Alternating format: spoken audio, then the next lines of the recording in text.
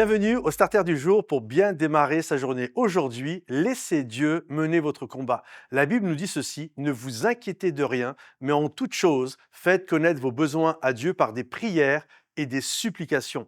La supplication, c'est cette capacité à s'étaler devant Dieu, à s'humilier devant Dieu et à dire Seigneur, c'est toi qui es au-dessus de tout. Moi, je ne suis pas capable, mais toi, tu es capable de faire des choses extraordinaires dans ma vie.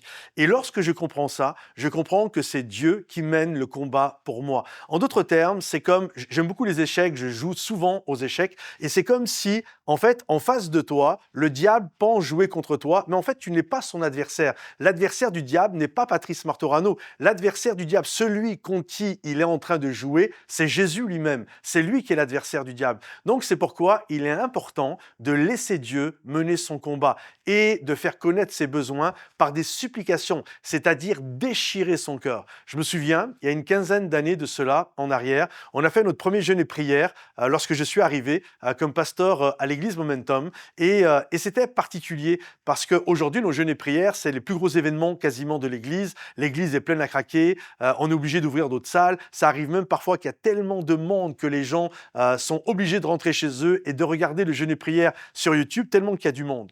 Et les jeûnes et prières ont commencé comme ça. Je me souviens, je fais un message et puis ensuite je retourne m'asseoir. Et là, il y en a un qui prie, et puis un autre qui prie à sa place, et puis un autre qui prie à sa place. Et au bout de, allez, on va dire une douzaine de minutes, petit à petit, l'intensité était en train de baisser, mais vraiment de manière forte, et jusqu'au point où, à un moment donné, je m'ennuyais, c'était vraiment plat. Et là, je me suis levé, ce n'est pas possible qu'un jeûne et prière soit comme ça. Et là, je reprends le micro et je dis voilà, et j'explique ce qu'était un jeûne et prière dans l'Ancien Testament. Si mon peuple s'humilie, si mon peuple déchire son cœur, et c'est ça un jeûne et prière, c'est un appel à déchirer son cœur, c'est un appel à la supplication, c'est un appel où je dis Seigneur, je ne suis plus capable, je te laisse les clés, je m'allonge, je m'aplatis devant toi parce que je crois que tu es capable de faire quelque chose d'extraordinaire dans ma vie. Moi, je ne suis pas capable. À chaque fois que je joue aux échecs contre l'ennemi, je prends une raclée magistrale. Mais en fait, tu es son adversaire. Alors Seigneur, moi, je suis un instrument, un pion entre tes mains, peu importe que tu sois un petit pion,